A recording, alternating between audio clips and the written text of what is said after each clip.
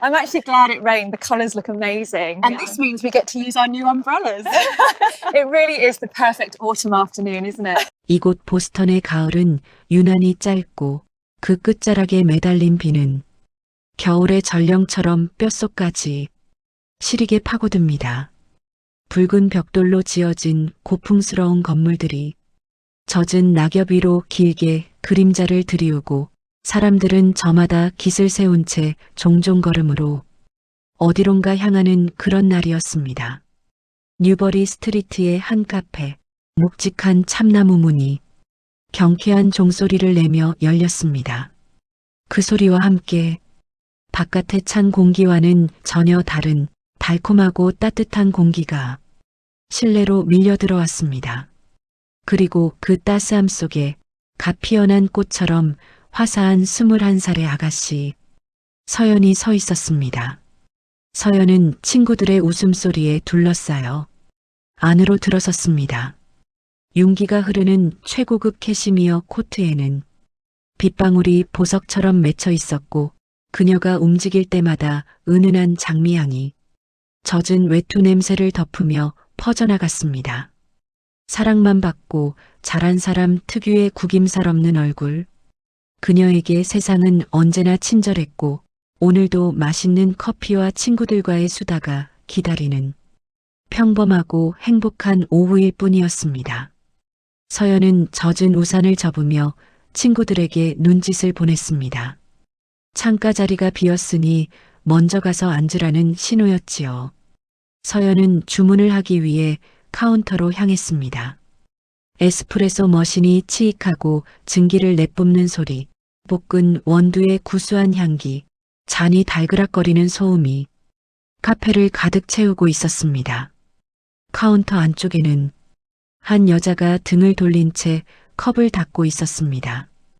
허리끈을 질끈 동여맨 낡고 얼룩진 앞치마, 싸구려 고무줄로 대충 묶어 올린 머리카락 사이로 드러난 목덜미는 핏기가 없이 창백하고 가늘어 보였습니다.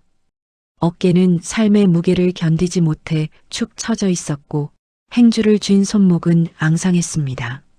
서연이 카운터 앞에 섰을 때 그 여자가 천천히 몸을 돌렸습니다. 건조하고 낮은 마치 모래가 굴러가는 듯한 목소리가 들려왔습니다. 주문하시겠어요? 서연은 메뉴판을 보려던 고개를 들어 그 종업원을 바라보았습니다. 그리고 그 순간 서연의 심장이 쿵 하고 내려앉았습니다. 안녕하세요. 인생사연 라디오 사연지기입니다. 오늘 들려드릴 사연도 끝까지 함께 해주세요. 구독과 좋아요는 저에게 정말 큰 힘이 됩니다. 시간이 멈춘다는 말이 이런 것이었을까요? 카페 안의 소란스러운 소음들이 순식간에 물러가고 오직 눈앞의 여자가 내쉬는 숨소리만이 귓가에 크게 울렸습니다. 세상에, 서연은 숨을 들이켜는 것조차 잊어버렸습니다. 눈앞에 있는 여자는 거울이었습니다. 아니, 거울이라고 하기에는 너무나 이질적인 기묘한 왜곡이 있었습니다. 분명 자신과 똑같은 눈매, 똑같은 콧날, 똑같은 입술선을 가진 얼굴이었습니다.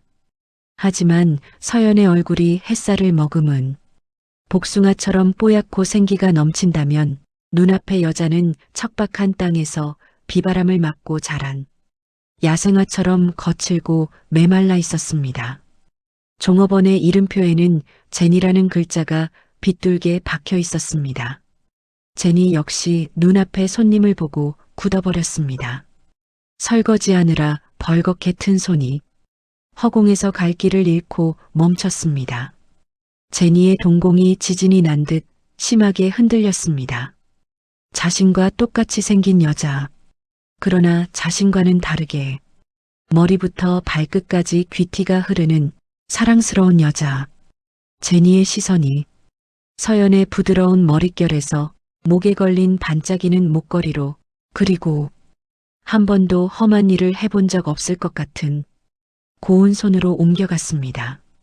그 짧은 찰나 제니의 눈빛 속에 스쳐 지나간 감정은 무엇이었을까요? 그것은 단순한 놀라움을 넘어선 깊은 바닥에서 끓어오르는 본능적인 거부감, 그리고 참을 수 없는 질투와 비참함이었습니다. 마치 신이 만들다 실패하고 버린 뒤 공들여 다시 빚어낸 완성품을 마주한 듯한 모멸감이었을지도 모릅니다. 제니는 입술을 꽉 깨물었습니다. 얼마나 세게 깨물었는지 입술색이 하얗게 질릴 정도였습니다. 그녀는 이 상황을 견딜 수가 없었습니다. 자신의 초라한 현실을 비추는 저 빛나는 거울을 당장 깨트려버리고 싶었습니다. 서연은 떨리는 입술을 겨우 떼었습니다. 목소리가 공기 중에서 파르르 떨렸습니다. 저기, 우리, 서연이 무언가 물어보려 손을 뻗으려던 찰나였습니다. 제니가 행주를 카운터에 탁 하고 거칠게 내려놓았습니다. 그 소리에 서연은 화들짝 놀라 어깨를 움츠렸습니다. 제니의 눈빛이 마치 얼음장처럼 차갑게 변해 있었습니다. 그녀는 서연의 말을 싹둑 잘라버리듯 날카롭게 쏘아붙였습니다. 주문 안 하실 거면 비키세요. 뒤에 손님 기다립니다. 그 목소리엔 저기가 가득했습니다. 마치 나를 아는 척하지 마, 가까이 오지 말라고 온몸으로 소리치는 듯 했습니다. 제니는 서연의 눈을 피하지 않고 뚫어지게 노려보았습니다. 그 눈빛이 너무나 매서워서 서연은 마치 뺨이라도 맞은 듯 얼굴이 화끈거렸습니다. 아, 죄송합니다.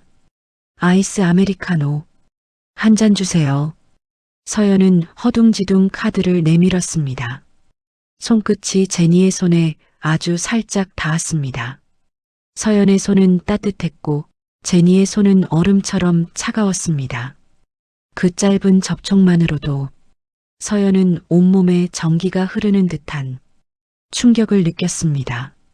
제니는 혐오스러운 벌레라도 닿은 듯 서연의 손을 피해 카드를 낚아채듯 가져갔습니다. 기계적인 결제음이 들리고 제니는 영수증을 구겨질 듯 쥐어서 서연에게 내밀지도 않은 채 쓰레기통에 툭 던져버렸습니다. 나오면 진동벨로 알려드려요.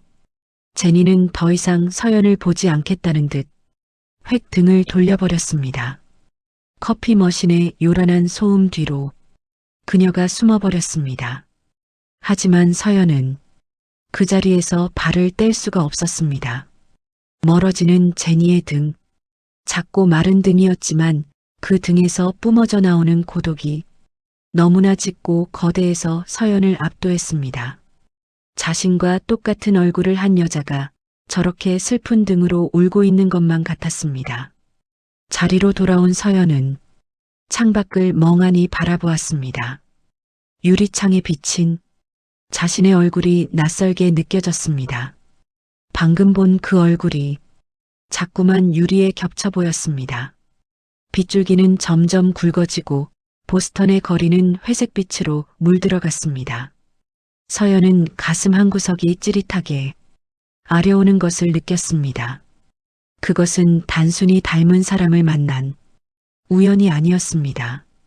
자신의 완벽했던 세계에 실금 같은 균열이 가기 시작한 순간이었습니다. 카페 구석 커피를 내리는 제니의 손은 여전히 미세하게 떨리고 있었습니다. 그녀는 컵에 뜨거운 물을 부으며 이를 악물었습니다. 오늘따라 내리는 비가 지독하게 차가울 것 같다는 예감이 들었습니다. 보스턴의 가을밤은 화려한 다운타운을 벗어나는 순간 아주 낯설고 거친 얼굴을 드러냅니다. 카페에서의 충격적인 만남이 있고 며칠 뒤 서연은 홀린 사람처럼 다시 그 거리를 찾았습니다. 해가 지고 어둠이 깔리기 시작한 시각, 카페 뒷문을 나서는 익숙한 그림자가 보였습니다. 제니였습니다. 서연은 숨을 죽이고 그 뒤를 따랐습니다. 제니의 걸음은 빨랐습니다. 관광객들로 붐비는 프루덴셜 센터를 지나고 대학생들의 웃음소리가 넘치는 거리를 지나 점점 가로등 불빛이 드문드문해지는 곳으로 향했습니다. 서연의 또각거리는 구두 굽소리가 낯설게 울리는 동네 올스턴의 외곽이었습니다.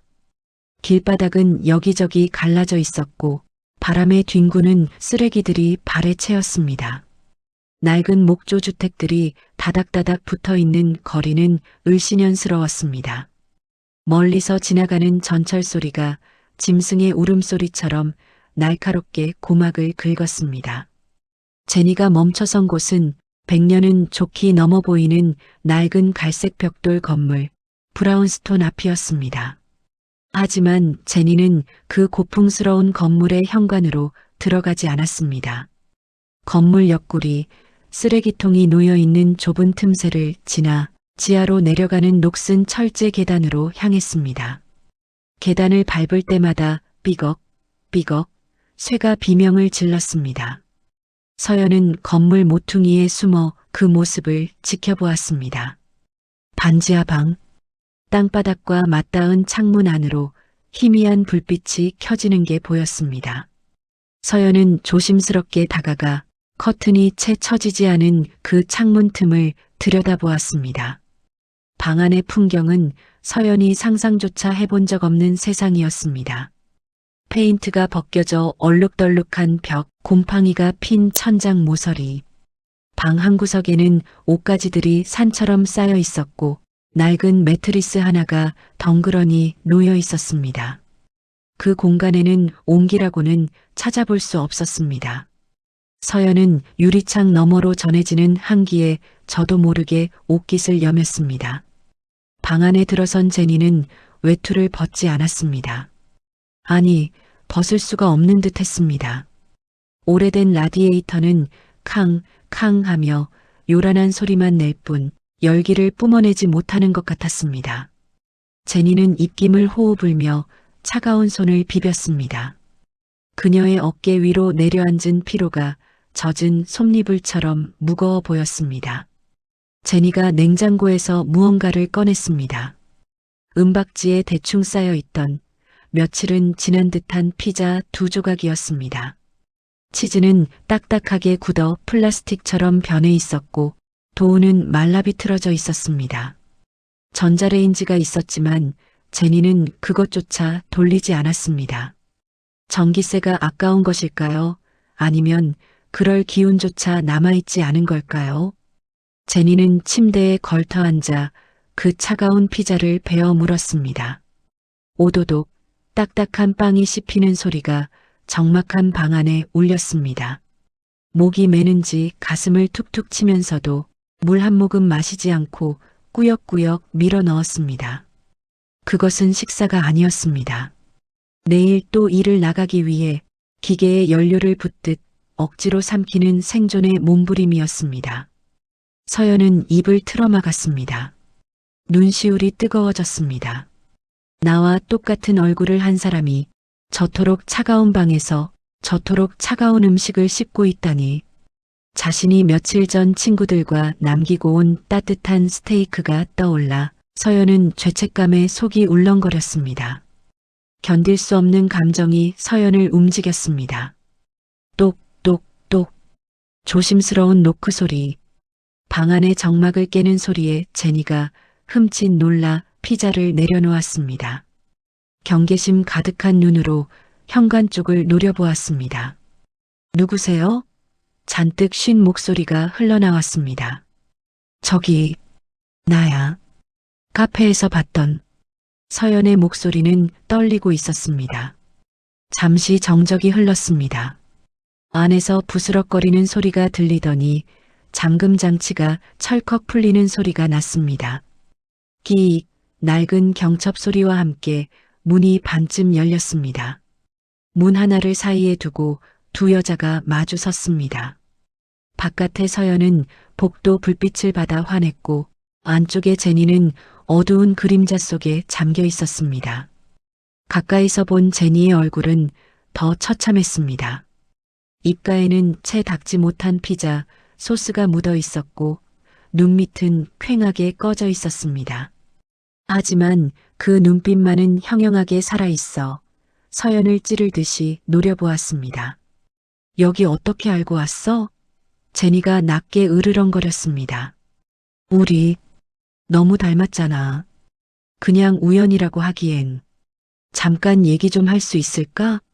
서연이 애원하듯 말하며 한 발짝 다가서려 했습니다.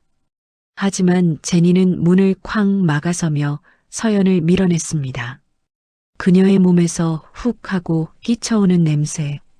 오래된 지하방 특유의 눅눅한 곰팡이 냄새와 하루 종일 일하며 밴 땀 냄새가 섞여 있었습니다. 서연의 몸에서 나는 은은한 비누 향과는 너무나 다른 고단한 삶의 냄새였습니다. 착각하지 마.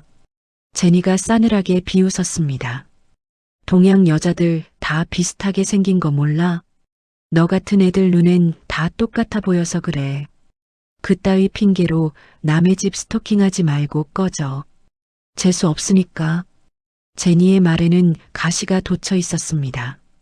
하지만 서연은 느낄 수 있었습니다.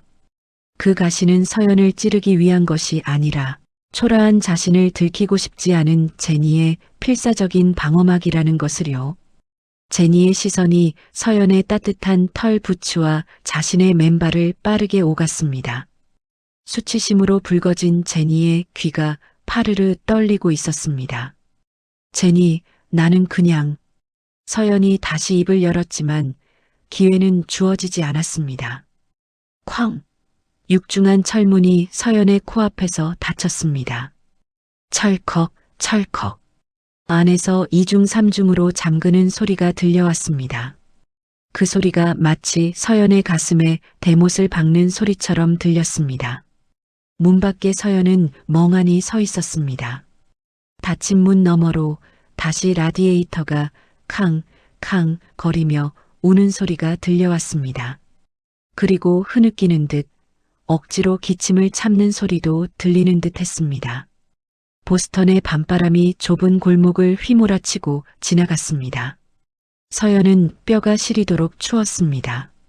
하지만 저 얇은 문 하나 넘어 식어버린 피자를 씹고 있을 제니의 방보다는 덜 추울 것 같았습니다. 서연은 닫힌 문을 한참이나 바라보다가 떨어지지 않는 발길을 돌렸습니다. 그녀의 발걸음 뒤로 어둠이 길게 따라붙었습니다. 의심이라는 씨앗은 참으로 무섭습니다. 한번 마음에 떨어지면 걷잡을 수 없이 뿌리를 내리고 평온했던 일상을 송두리째 뒤흔들어 놓으니까요. 서연은 그날 이후 수업에도 집중하지 못한 채 홀린 듯 다시 카페를 찾았습니다. 제니에게 말을 걸 용기는 없었지만 확인하고 싶었습니다. 자신이 본 것이 단순한 우연인지 아니면 신이 던져놓은 지독한 수수께끼인지 말입니다. 오후의 햇살이 카페 유리창을 비스듬히 통과해 카운터 위로 떨어지고 있었습니다. 점심시간이 지나 밀려드는 주문에 제니는 정신없이 바빠 보였습니다. 이마에 맺힌 땀을 닦을 새도 없이 제니는 뜨거운 스팀 우유를 만들고 샷을 내렸습니다. 서연은 구석 자리에 숨죽여 앉아 책으로 얼굴을 가린 채 그 모습을 훔쳐보고 있었습니다. 그때였습니다. 설거지통에 컵이 산더미처럼 쌓이자 제니가 고무장갑을 끼려다 말고 답답한 듯 셔츠 소매를 걷어 올렸습니다. 낡은 유니폼 셔츠가 팔꿈치 위로 말려 올라가고 하얀 그러나 앙상하게 마른 손목이 드러났습니다. 서연의 시선이 자석처럼 그곳에 고정되었습니다. 카페의 환한 조명이 제니의 팔을 비쳤습니다. 오른쪽 손목 안쪽 핏줄이 파랗게 비치는 그 여린 살결 위에 선명하게 찍혀있는 검은 점 하나. 마치 누군가 붓으로 콕 찍어놓은 듯 찌그러진 타원형 모양의 점이었습니다. 서연은 숨을 멈췄습니다. 자신의 오른쪽 손목을 내려다보았습니다. 까르띠에 시계가 감겨있는 그곳. 서연은 떨리는 손으로 시계를 풀었습니다. 그곳에 똑같은 점이 있었습니다. 위치도 크기도 심지어 약간 찌그러진 모양까지 완벽하게 일치하는 쌍둥이 점이었습니다. 머릿속에서 삐 하는 이명이 들려왔습니다. 세상에 얼굴이 닮은 사람은 있을 수 있습니다. 하지만 저렇게 기묘한 위치에 저토록 똑같은 모양의 점까지 우연일 확률이 얼마나 될까요? 서연은 속이 울렁거려 더 이상 앉아 있을 수가 없었습니다. 도망치듯 카페를 빠져나왔습니다. 서연은 자신의 아파트로 돌아와 문을 걸어 잠갔습니다. 심장이 갈비뼈를 부러뜨릴 듯이 뛰고 있었습니다. 책상 위에 놓인 가족 사진을 바라보았습니다. 돌잔치 때 활짝 웃고 있는 부모님, 유치원 졸업식, 중학교 입학식. 그 모든 사진 속에서 서연은 세상에서 가장 사랑받는 외동딸이었습니다. 어머니는 늘 말씀하셨죠. 너를 낳을 때 산통이 얼마나 심했는지 아니? 넌 내 피와 살을 깎아 만든 보물이야. 그 말들을 믿어 의심치 않았습니다. 그런데 지금 그 믿음이 모래성처럼 흔들리고 있었습니다. 서연은 떨리는 손가락으로 휴대폰을 집어들었습니다. 한국은 지금 새벽 3시일 것입니다. 하지만 기다릴 수 없었습니다. 확인해야 했습니다. 아니, 제발 아니라고 엄마가 내 망상을 꾸짖어 주기를 간절히 바랐습니다. 긴 신호음 끝에 잠에 취한 어머니의 목소리가 들려왔습니다. 응? 서연이니? 무슨 일이니 이 시간에? 어머니의 목소리는 평소처럼 따뜻하고 나른했습니다. 그 목소리를 듣자 서연의 눈에서 왈칵 눈물이 솟구쳤습니다. 서연은 목구멍까지 차오른 울음을 삼키며 최대한 아무렇지 않은 척 입을 열었습니다. 엄마, 나야. 깨워서 미안해. 그래, 우리 딸. 무슨 일 있어? 아픈 건 아니고? 아니, 안 아파. 그냥, 엄마, 나 궁금한 게 있어서. 뭔데 그래? 엄마, 나 낳을 때 정말 병원에서 낳은 거 맞지? 수화기 너머에서 어머니의 작은 웃음소리가 들렸습니다. 얘가 별소리를 다 하네. 그럼 병원에서 낳지 다리 밑에서 주워왔을까봐? 태몽도 내가 얼마나 근사한 걸 꿨는데 커다란 복숭아가 품으로 굴러들어오는 엄마. 서연이 어머니의 말을 잘랐습니다. 침을 꿀꺽 삼키는 소리가 방 안에 크게 울렸습니다. 나 오늘 카페에서 나랑 똑같이 생긴 애를 봤어. 얼굴만 닮은 게 아니라 오른쪽 손목 안쪽에 나랑 똑같은 점이 있었어, 엄마. 수화기 너머에서 끔찍한 소리가 들려왔습니다. 침대 협탁에 있던 물컵을 쳐서 떨어뜨린 것 같은 소리였습니다. 그리고 이어지는 무거운 침묵. 그 침묵은 아니야라는 100마디 말보다 더 거대한 긍정이었습니다. 서연의 손에서 핏기가 싹 빠져나갔습니다. 엄마, 엄마, 듣고 있어? 그게 무슨 소리야? 어머니의 거친 숨소리가 들려왔습니다. 마치 물에 빠진 사람이 숨을 몰아쉬듯 헉거리는 소리. 평온했던 새벽의 공기가 순식간에 공포로 뒤바뀌었습니다. 서연아, 너 지금 피곤해서 그래. 공부하느라 힘들어서 헛것 본 거야. 어머니의 목소리가 덜덜 떨리고 있었습니다. 방금 전의 따뜻함은 온데간데 없고 당혹감과 두려움으로 얼룩진 목소리였습니다. 아니야, 엄마. 분명히 봤어. 나랑 쌍둥이처럼. 그만해. 어머니가 비명을 지르듯 소리쳤습니다. 서연은 그 고함에 맞아 뒤로 물러나듯 몸을 떨었습니다. 평생 한 번도 들어본 적 없는 어머니의 날 선 목소리였습니다. 쓸데없는 소리 말고 잠이나 자. 엄마 지금 머리가 아파서 그래. 끊는다. 뚝. 전화가 끊어졌습니다. 뚜뚜뚜. 무미건조한 끊김음만이 서연의 귓가에 남았습니다. 서연은 휴대폰을 쥔 손을 바들바들 떨며 바닥에 주저앉았습니다. 다리에 힘이 풀려 일어설 수가 없었습니다.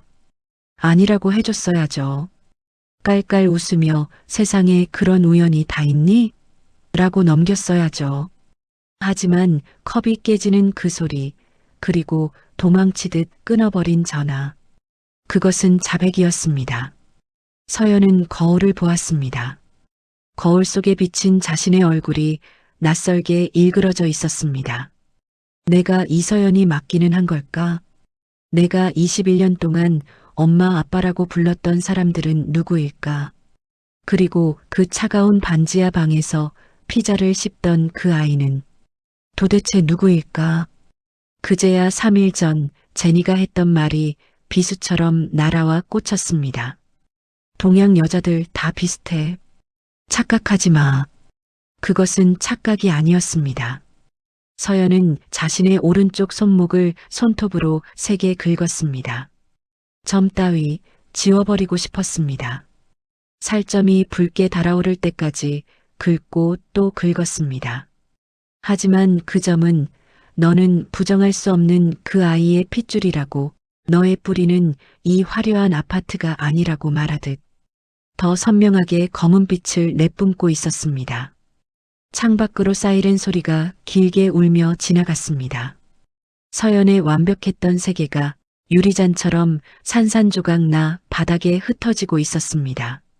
진실을 마주하기 위해 다시 찾은 올스턴의 낡은 아파트 복도는 낮에도 밤처럼 어두웠습니다. 쾌쾌한 먼지 냄새와 어디선가 새어나오는 음식 썩은 냄새가 뒤섞인 그 좁은 통로에 서연은 숨을 죽이고 서 있었습니다. 엄마의 그 날카로운 비명 같은 전화를 끊고 난 뒤 서연은 잠시도 가만히 있을 수 없었습니다. 확인해야 했습니다. 그 점이, 그 얼굴이 정말 나와 아무 상관없는 타인인지를요. 하지만 서연이 제니의 방문 앞에 다다르기도 전에 날카로운 고함 소리가 복도를 쩌렁쩌렁 울렸습니다. 돈이 없으면 방을 빼. 당장 나가란 말이야. 굵고 거친 남자의 목소리였습니다. 집주인인 듯 했습니다. 그 앞에 제니가 고개를 숙인 채 서 있었습니다. 며칠 전 보았던 그 당당하고 가시 돋친 눈빛은 온데간데 없고 죄인처럼 작아진 등만이 보였습니다. 일주일만, 딱 일주일만 더 주세요. 월급 들어오면 바로 드릴게요. 제발이요. 제니의 목소리는 비굴할 정도로 떨리고 있었습니다. 남자는 들은 척도 하지 않고 문을 쾅쾅 두드리며 위협했습니다. 그 소리는 벌써 3달째야. 짐 다 갖다 버리기 전에 당장 돈 내놔. 서연은 주먹을 꽉 쥐었습니다. 나와 똑같은 얼굴을 한 사람이 고작 몇 푼의 돈 때문에 저런 모욕을 당하고 있다니. 그것은 제니의 수치임과 동시에 서연 자신의 수치처럼 느껴졌습니다. 핏줄이라는 본능이 이성을 앞질렀습니다. 서연은 저도 모르게 지갑을 열었습니다. 빳빳한 $100 지폐 뭉치를 꺼내들고 그들 앞으로 걸어갔습니다. 이거면 되나요? 서연의 목소리에 복도의 공기가 일순간 멈췄습니다. 집주인 남자가 놀란 눈으로 서연을 돌아보았고 고개를 숙이고 있던 제니가 천천히 고개를 들었습니다. 서연을 본 제니의 눈동자가 흔들렸습니다. 가장 보이고 싶지 않은 모습을 가장 보여주기 싫은 사람에게 들켜버린 순간의 절망. 제니의 얼굴이 순식간에 붉게 달아올랐습니다. 서연은 떨리는 손으로 남자에게 돈을 건넸습니다. 남자는 횡재했다는 표정으로 돈을 세어보더니 콧노래를 부르며 사라졌습니다. 복도에는 다시 무거운 침묵만이 남았습니다. 서연이 조심스럽게 입을 열었습니다. 괜찮아? 내가 도울 수 있는 게 있다면. 그 순간이었습니다. 제니가 서연의 손을 거칠게 뿌리쳤습니다. 짝 하는 소리와 함께 서연의 손이 허공에서 튕겨나갔습니다. 누가 너더러 도와달래? 누가 돈 달래? 제니가 악을 쓰며 소리쳤습니다. 그녀의 목소리는 분노라기보다 울부짖음에 가까웠습니다. 제니는 자신이 가지고 있던 모든 돈을 주머니에서 구겨진 채로 꺼내 바닥에 패대기 쳤습니다. 꼬깃꼬깃한 $1짜리 지폐들이 바닥에 힘없이 흩어졌습니다. 돈? 그래, 넌 그게 쉽지? 부모 잘 만나서 사랑받고 커서 돈으로 사람 비참하게 만드는 게 취미야? 난 입양하고 넌 공주님이라서 지금 나 동정하니? 제니가 서연의 어깨를 밀치며 격렬하게 몸부림쳤습니다.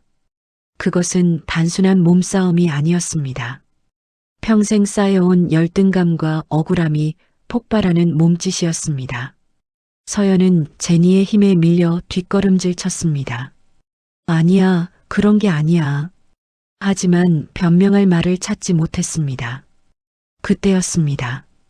제니가 격하게 몸을 비트는 순간 낡은 티셔츠 안쪽에 숨겨져 있던 은색 줄이 밖으로 튀어나왔습니다.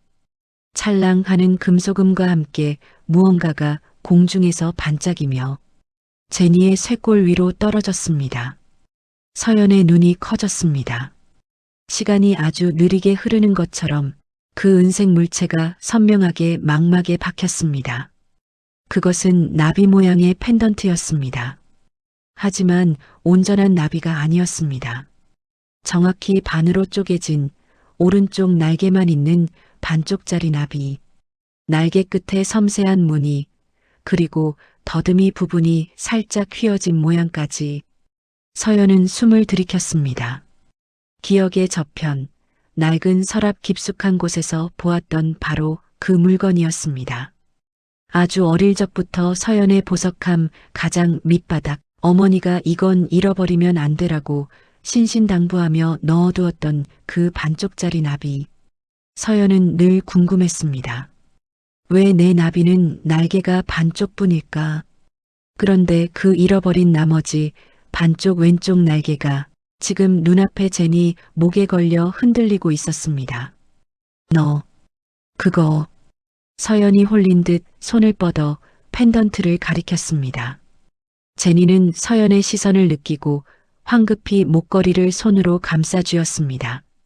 마치 가장 은밀한 비밀을 들킨 사람처럼 제니의 얼굴이 하얗게 질렸습니다.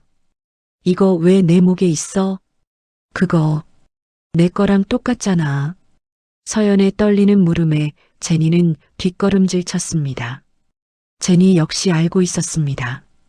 입양될 때 양부모님이 쥐어주었던 유일한 정표. 혹시라도 핏줄을 만나면 알아볼 수 있을 거다. 그 말이 저주처럼 현실이 되어 눈앞에 나타난 것입니다. 오지 마. 제니가 비명을 지르듯 소리쳤습니다. 손바닥으로 목걸이를 감춘 채 제니는 도망치듯 방 안으로 들어가 문을 쾅 닫아버렸습니다. 철컥, 철컥. 잠금장치 돌아가는 소리가 들리고 나서야 서연은 가쁜 숨을 몰아쉬었습니다. 복도에는 정적만이 감돌았습니다. 바닥에 흩어진 1달러짜리 지폐들만이 바람에 팔랑거렸습니다. 서연은 벽을 짚고 겨우 서 있었습니다. 머릿속에서 퍼즐 조각이 맞춰지고 있었습니다. 똑같은 얼굴, 손목의 점, 그리고 하나로 합쳐져야만 비로소 날 수 있는 두 마리의 나비. 우리는 정말로 하나였구나. 그리고 누군가가 우리를 찢어놓았구나. 서연은 닫힌 문을 바라보며 입술을 깨물었습니다.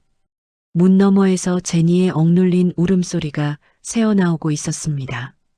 그 울음소리는 서연의 심장을 베어내는 칼날과도 같았습니다. 이제 더 이상 부정할 수도 도망칠 수도 없는 진실이 서연의 앞에 거대한 벽처럼 서 있었습니다. 보스턴 시내의 한 호텔 스위트룸. 평소라면 안락하고 따뜻했어야 할 그 공간은 숨이 막힐 듯한 침묵으로 가득 차 있었습니다. 서연의 전화를 받고 한국에서 한달음에 날아온 양부모님, 그리고 서연의 끈질긴 설득 끝에 마지못해 끌려온 제니. 세 사람, 아니 네 사람은 서로의 숨소리조차 버거워하며 마주 앉아 있었습니다. 창밖에는 여전히 무심한 가을비가 내리고 있었고 호텔 방 안의 공기는 바싹 말라 있었습니다.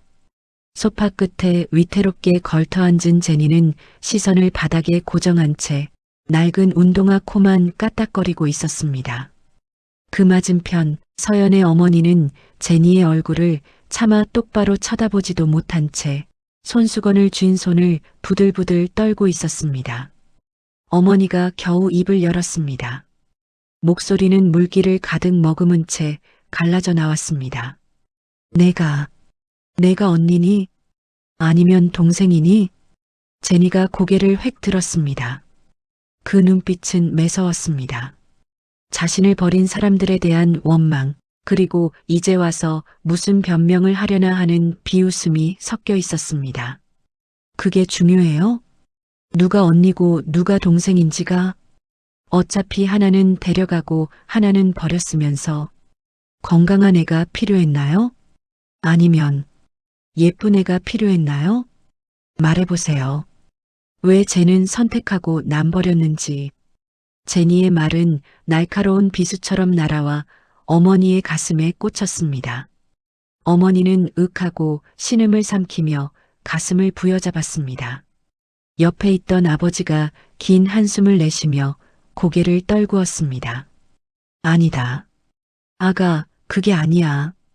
어머니가 소파에서 내려와 바닥에 무릎을 꿇었습니다. 호텔 카페 뒤로 어머니의 무릎이 쿵 하고 떨어졌습니다. 서연이 놀라 어머니를 일으키려 했지만 어머니는 뿌리치고 제니에게로 기어가듯 다가갔습니다. 우리는 너희 둘 다 데려오려고 했어. 정말이야. 맹세코 우리는 너를 포기한 적이 없다. 제니의 눈썹이 꿈틀했습니다. 예상치 못한 대답이었습니다. 21년 전 우리가 고아원에 갔을 때 원장님이 그러더구나.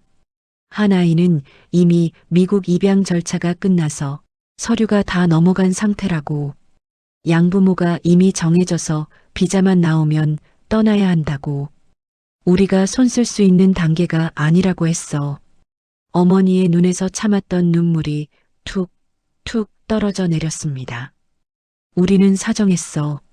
제발 자매를 떼어놓지 말게 해달라고. 우리가 둘 다 키우겠다고. 하지만 법이 그렇대.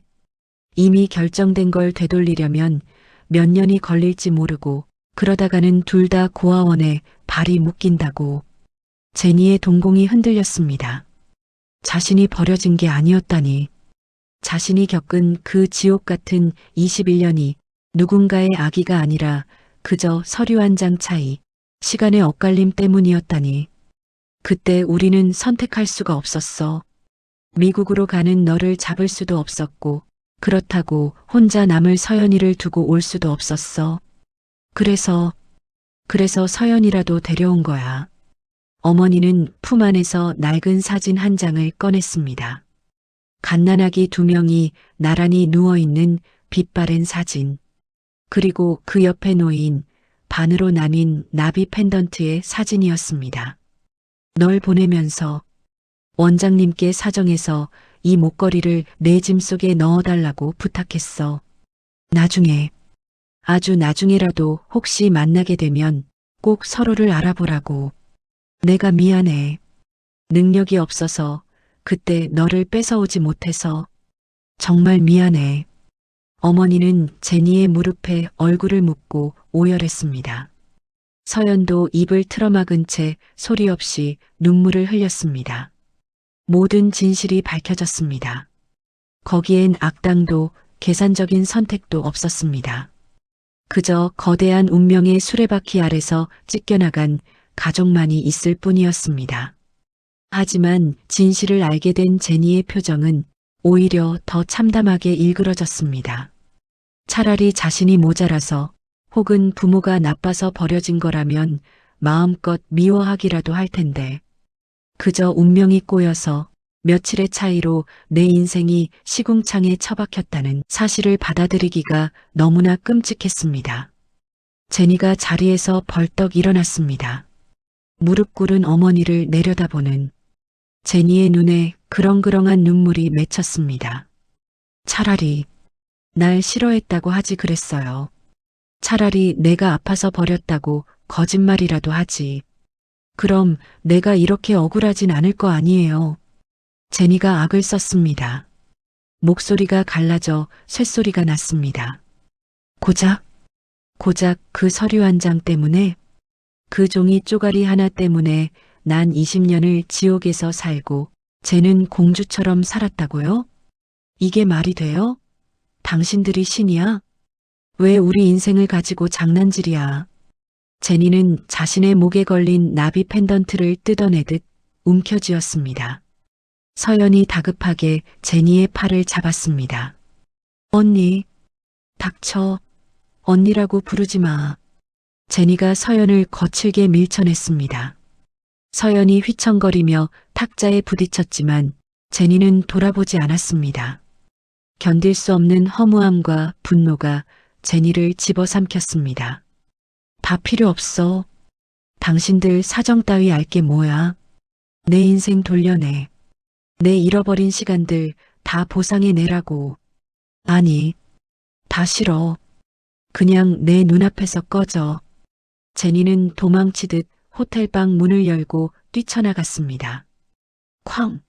육중한 문이 닫히며 끔찍한 진실의 방을 가두어 버렸습니다. 남겨진 어머니는 바닥에 쓰러져 가슴을 치며 통곡했고 서연은 닫힌 문을 바라보며 멍하니 서 있었습니다. 서연의 목에 걸린 반쪽 나비가 주인을 잃은 슬픔처럼 차갑게 식어가고 있었습니다. 엇갈린 운명은 화해가 아니라 더 깊은 상처를 남기고 말았습니다. 진실이 밝혀진 그날 밤 제니는 도망쳤습니다. 호텔을 뛰쳐나와 차가운 보스턴의 밤거리로 숨어들었습니다. 어머니의 눈물도 서연의 미안함도 제니에게는 독약처럼 느껴졌습니다. 어쩔 수 없었다는 그 말이 차라리 내가 싫었다는 말보다 더 잔인하게 가슴을 후벼 팠기 때문입니다. 누군가를 미워할 수도 없는 비극. 그저 운명이라는 이름의 장난질에 자신의 21년 인생이 통째로 농락당했다는 허무함이 제니를 미치게 만들었습니다. 제니는 그 고통을 잊기 위해 몸을 혹사시키기로 했습니다. 생각할 틈을 주지 않으려는 듯 미친 듯이 일에 매달렸습니다. 새벽 5시에 일어나 샌드위치 가게에서 재료를 다듬고 오전 수업 대신 도서관 청소 아르바이트를 하고 오후에는 다시 그 카페로 출근해 밤 11시까지 에스프레소 머신 앞을 지켰습니다. 카페 매니저조차 걱정스러운 눈으로 물었습니다. 제니, 너 안색이 안 좋아. 좀 쉬는 게 어때? 하지만 제니는 고개를 저었습니다. 쉬면 생각이 나니까요.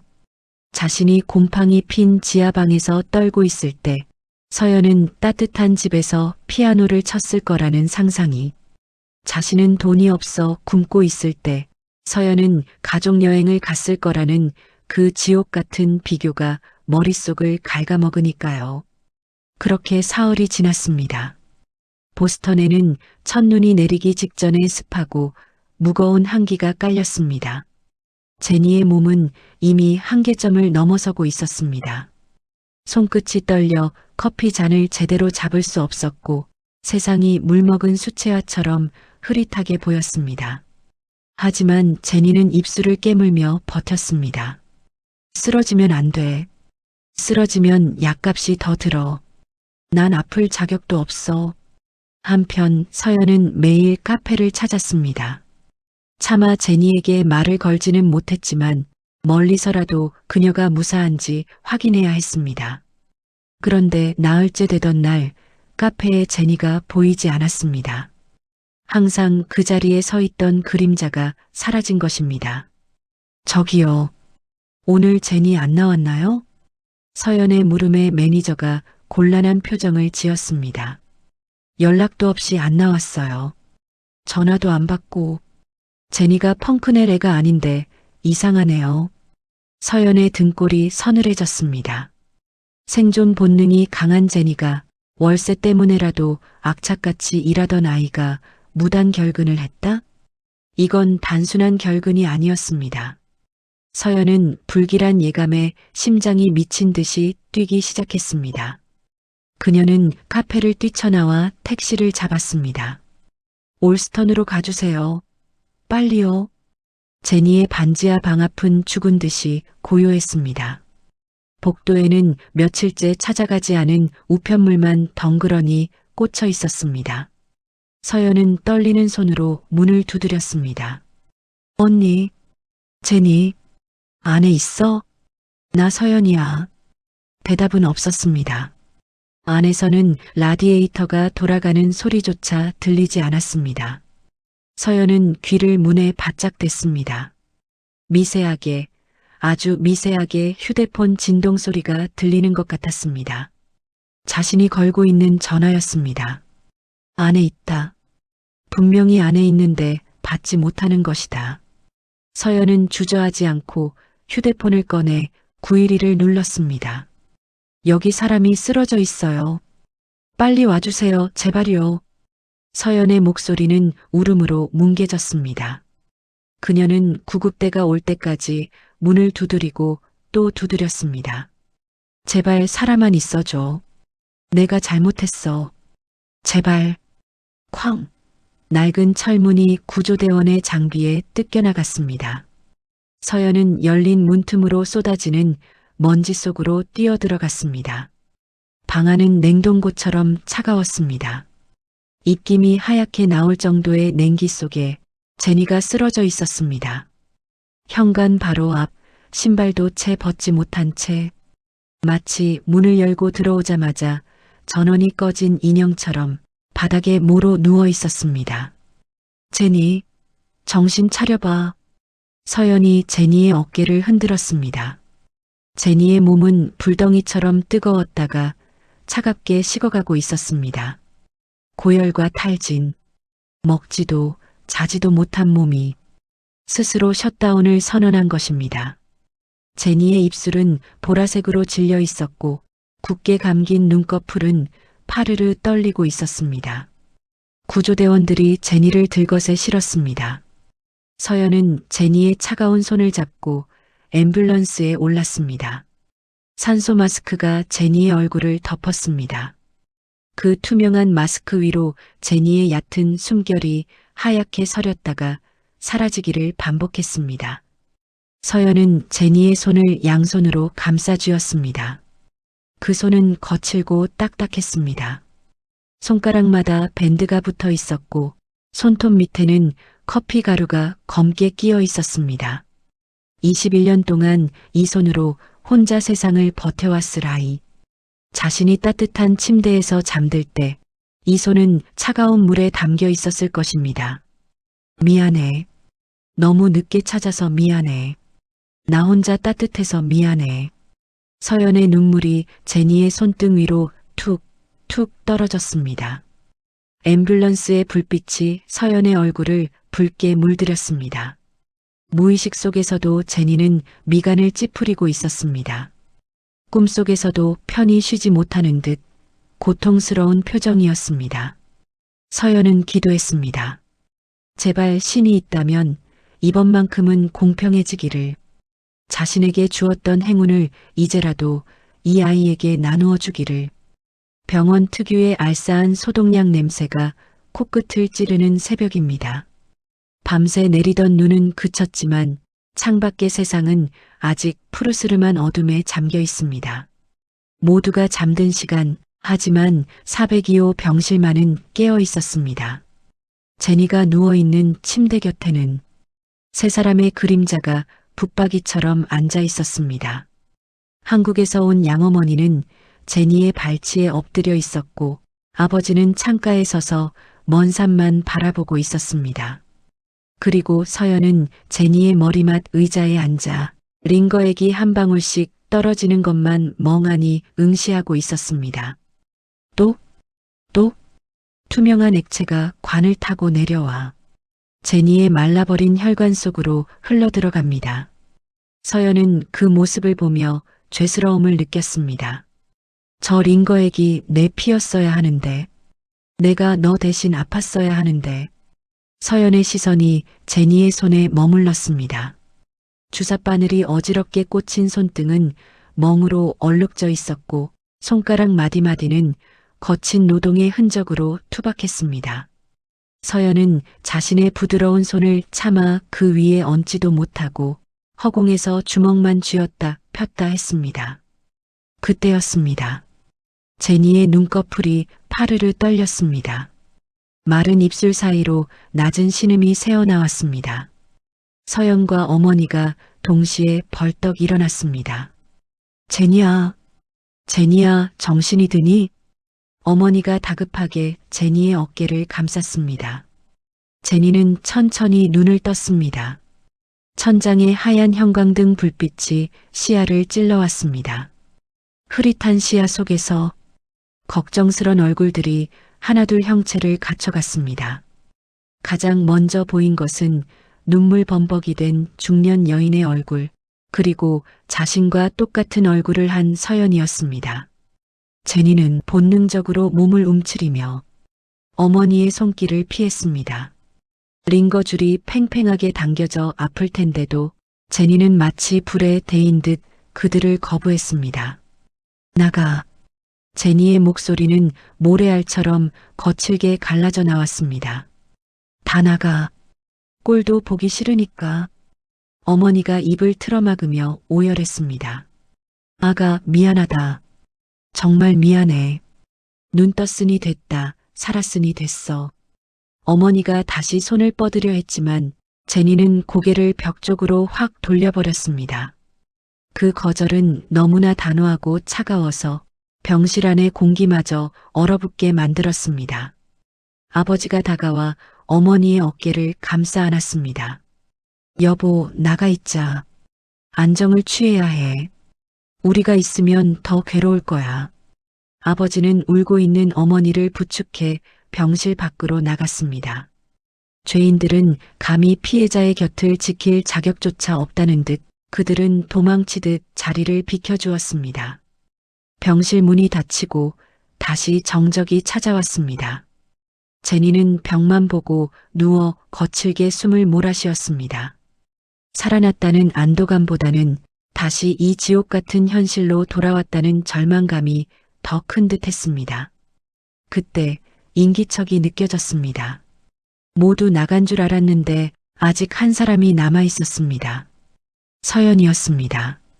서연은 의자에서 일어나 다가가지도 못한 채 엉거주춤 서 있었습니다. 너도 가. 제니가 벽을 보고 누운 채 차갑게 내뱉었습니다. 너라고 다를 줄 알아? 너도 똑같아. 가서 너네 엄마 아빠랑 행복하게 살아. 나한테 알량한 동정 그만하고 꺼지라고. 제니의 목소리에 물기가 섞여 나왔습니다. 독한 말을 쏟아내고 있지만 그것은 제발 나를 혼자 두지 말라는 비명처럼 들렸습니다. 평생을 혼자 아파하고 혼자 견뎌왔던 아이. 누군가 곁에 있어준 적이 없어서 사람을 밀어내는 법밖에 배우지 못한 아이. 서연은 입술을 꽉 깨물었습니다. 여기서 나가면 제니는 영영 다시 어둠 속으로 숨어버릴 것입니다. 이번에는 놓칠 수 없었습니다. 서연은 용기를 내어 침대 곁으로 다가갔습니다. 그리고 차가운 제니의 손을 주삿바늘이 꽂혀 퉁퉁 부은 그 손을 두 손으로 꽉 움켜쥐었습니다. 이거 나. 제니가 손을 빼내려 몸부림쳤습니다. 하지만 서연은 놓지 않았습니다. 제니가 힘을 줄수록 더 강하게 부서질 듯 꽉 잡았습니다. 언니. 제니의 몸부림이 순간 멈칫했습니다. 가라고 하지 마. 제발. 그냥 옆에만 있게 해줘. 아무것도 안 할게. 용서해달라고도 안 할게. 그냥 언니가 숨 쉬는 것만 보고 있게 해줘. 응? 나 무서워. 언니가 또 없어질까봐 너무 무서워. 서연이 제니의 손등에 이마를 대고 흐느꼈습니다. 서연의 뜨거운 눈물이 제니의 손등을 적시고 흘러내렸습니다. 그 온기는 링거액보다 더 뜨겁게 혈관을 타고 제니의 심장으로 퍼져나갔습니다. 제니는 멍하니 천장을 바라보았습니다. 뿌리치려던 손에서 힘이 빠졌습니다. 평생 누구에게도 들어보지 못한 말이었습니다. 옆에만 있게 해달라는 말. 자신이 짐짝이 아니라 누군가에게 그토록 간절한 존재라는 사실이 제니의 얼어붙은 마음을 두드렸습니다. 제니의 시선이 천천히 움직였습니다. 창문 틈으로 아침 햇살이 비스듬히 들어와 엎드려 울고 있는 서연의 등을 비추고 있었습니다. 나와 똑같은 얼굴을 한 아이. 나 대신 사랑받았지만 그만큼 나 때문에 아파하고 있는 나의 반쪽. 제니의 눈에서 굵은 눈물방울이 주르륵 흘러내려 베개를 적셨습니다. 제니는 아주 천천히 힘겹게 다른 한 손을 들어 올렸습니다. 그리고 자신의 손에 얼굴을 묶고 있는 서연의 머리카락을 아주 조심스럽게 건드렸습니다. 쓰다듬는 것도 미는 것도 아닌 어설픈 손길이었지만 그것은 분명한 허락이었습니다. 병실 안으로 보스턴의 아침이 밝아오고 있었습니다. 죽음의 문턱을 넘어온 밤이 지나고 두 자매는 이제야 비로소 같은 시간을 살기 시작했습니다. 규칙적인 기계음 소리가 마치 두 사람의 심장 박동 소리처럼 평온하게 방 안을 채웠습니다. 제니가 태어나던 날 보스턴의 하늘은 유난히 높고 파랬습니다. 하지만 그 투명한 하늘 아래 선 사람들의 마음은 복잡하기만 했습니다. 로건 국제공항의 출국장 앞 헤어짐의 시간이 다가왔습니다. 한국으로 돌아가는 양부모님은 제니의 손을 놓지 못했습니다. 어머니는 며칠 새 10년은 늙어버린 듯한 얼굴로 제니에게 말했습니다. 같이 가자, 제니야. 한국 가서 따뜻한 밥 먹고 좋은 방에서 엄마가 다 해줄게. 응? 하지만 제니는 고개를 가로저었습니다. 그녀는 여전히 낡은 운동화를 신고 있었지만 그 눈빛만은 전보다 훨씬 단단해져 있었습니다. 아니요. 안 가요. 제니의 목소리는 차분했습니다. 제 삶은 여기에 있어요. 그 지옥 같았던 반지하 방도 매일 진상 손님을 상대해야 하는 카페도 다 제가 버텨낸 제 세상이에요. 도망치듯 떠나고 싶지 않아요. 어머니는 입술을 깨물며 울음을 삼켰습니다. 아버지가 품 안에서 두툼한 봉투와 서류를 꺼내 제니에게 건넸습니다. 그것은 제니가 다시 대학에 다닐 수 있도록 지원하는 학비와 생활비 통장이었습니다. 제니는 잠시 그 봉투를 내려다보았습니다. 자존심 강한 제니라면 거절할 법도 했습니다. 하지만 제니는 그 봉투를 받아 주머니에 넣었습니다. 감사하다는 말은 안 할게요. 제니가 부모님의 눈을 똑바로 바라보며 말했습니다. 지난 21년 동안 춥고 배고픈데도 악착같이 살아남은 제 자신에 대한 보상이라고 생각하고 받을게요. 당신들이 저를 놓쳤던 그 시간 동안 제가 혼자 감당해야 했던 고통의 값이니까요. 아버지는 고개를 끄덕였습니다. 그래, 그렇구나. 그렇게 생각해줘서 고맙다. 부디 아프지만 말아라. 그것은 제니에게 하는 사과이자 염치 없는 부탁이었습니다. 양부모님은 몇 번이고 뒤를 돌아보며 출국 게이트 안으로 사라졌습니다. 공항에서 돌아온 두 사람은 찰스 강변의 벤치에 나란히 앉았습니다. 강물 위로 늦가을의 햇살이 윤슬처럼 반짝이고 있었습니다. 제니는 종이컵에 담긴 식은 커피를 만지작거렸습니다. 너는 왜 안 갔어? 제니가 퉁명스럽게 물었습니다. 서연의 캐리어는 여전히 벤치 옆에 놓여 있었습니다. 안 가. 나도 내 인생 찾으려고. 서연이 강물을 바라보며 싱긋 웃었습니다. 엄마 아빠 그늘 아래서 편하게 사는 거 이제 그만하려고. 나 여기서 너랑 같이 학교 다닐 거야. 물론 방은 따로 구할 거야. 내가 불편해할 거니까. 제니는 코웃음을 쳤습니다. 참나 공주님께서 퍽이나 잘하시겠다. 여기 물가가 얼마나 비싼 줄 알아? 말은 그렇게 했지만 제니의 입꼬리는 미세하게 떨리고 있었습니다.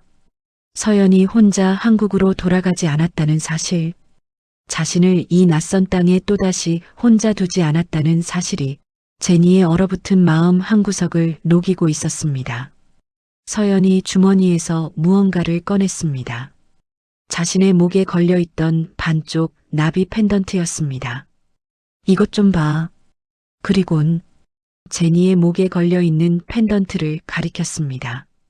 제니는 잠시 망설이다가 주섬주섬 자신의 목걸이를 꺼냈습니다. 은색의 차가운 금속 조각. 서연은 자신의 것을 제니의 것 옆에 가져다 댔습니다. 짤그랑 경쾌한 금속음과 함께 두 개의 조각이 맞닿았습니다. 왼쪽 날개와 오른쪽 날개. 따로 있을 때는 그저 부러진 금속 조각에 불과했던 그것들이 합쳐지는 순간 완벽한 나비의 형상이 되었습니다. 그것은 마법처럼 붙지는 않았습니다. 손을 떼면 다시 떨어질 여전히 금이 가 있는 두 조각이었습니다. 하지만 그 금조차도 이제는 하나의 무늬처럼 보였습니다. 우리 꽤 잘 어울리네. 서연이 나직하게 말했습니다. 제니는 그 은색 나비를 한참이나 내려다보았습니다. 21년 전 누군가 간절한 마음으로 두 조각 내어 심어두었던 기적. 그것이 돌고 돌아 기어이 주인을 찾아온 것입니다. 제니는 펜던트를 다시 5단으로 집어넣으며 짐짓 딴청을 피웠습니다. 아! 제니가 불쑥 서연을 불렀습니다. 응? 밥은 먹고 다니냐? 서연의 눈이 동그랗게 커졌습니다. 제니의 시선은 딴 곳을 향해 있었지만 붉어진 귀끝은 숨길 수가 없었습니다. 밥은 먹고 다니냐? 그 투박하고 촌스러운 한마디. 그것은 한국 사람에게 있어. 사랑한다, 걱정한다, 너를 내 가족으로 받아들인다는 말의 다른 표현이었습니다. 굶주림을 누구보다 잘 아는 제니가 건넬 수 있는 최고의 애정 표현이었습니다. 서연의 얼굴에 환한 미소가 번졌습니다. 눈물이 그렁그렁한 눈으로 서연이 대답했습니다. 아니, 배고파 언니. 우리 맛있는 거 먹으러 가자. 제니가 벤치에서 일어나며 말했습니다. 피자 말고 오늘은 뜨끈한 국밥 같은 거 없나? 내가 쏠게. 내 돈으로. 제니가 앞장서서 걸어갔습니다. 그녀의 낡은 운동화가 낙엽 위를 성큼성큼 걸어갔습니다. 서연은 캐리어를 끌고 그 뒤를 따랐습니다. 드르륵, 드르륵.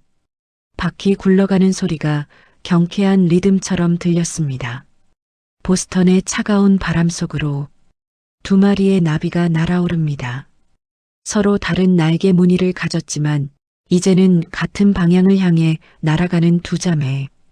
그들의 뒷모습 위로 따스한 늦가을의 햇살이 긴 꼬리를 물며 내려앉고 있었습니다. 오늘의 이야기가 마음에 드셨다면 좋아요, 구독 부탁드립니다.